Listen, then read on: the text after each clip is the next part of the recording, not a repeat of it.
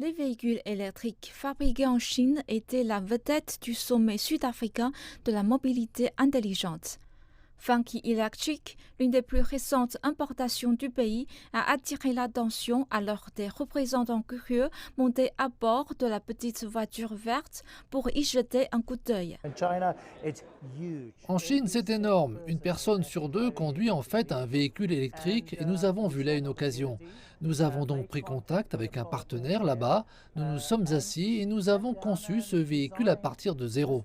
Le marché que nous entrevoyons est, entre autres, la mère emmenant ses enfants à l'école, de même que de grandes entreprises organisant de petits événements et d'autres choses.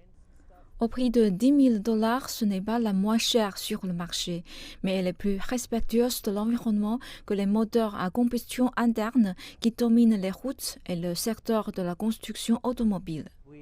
Nous sommes en négociation pour ouvrir une usine de production en Afrique, plus précisément en Afrique du Sud. Nous en sommes très excités pour les 24 prochains mois. Pour le reste de l'Afrique, nous souhaitons conclure des accords de distribution parmi les pays africains concernés qui sont en train de développer le marché du véhicule électrique. Les constructeurs automobiles sud-africains ne sont pas encore passés à la production de véhicules électriques, mais cela devra changer pour maintenir la vigueur du secteur et pour soutenir les marchés d'exportation. Le monde adopte déjà les véhicules électriques qui sont chargés par une batterie et aussi par de l'hydrogène, en particulier de l'hydrogène vert.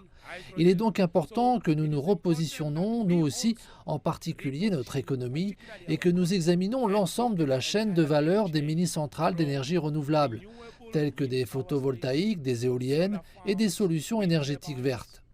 Des options plus écologiques sont à l'étude pour la flotte des transports publics d'Afrique du Sud. Il s'agit notamment des bus et des taxis minibus qui restent les modes de transport les moins chers et les plus populaires. L'industrie du taxi ne peut pas se permettre d'être laissée pour compte par les événements.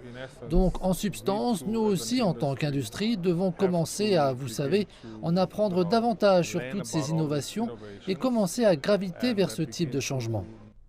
Le secteur du transport représente plus de 10% des émissions de gaz à effet de serre en Afrique du Sud.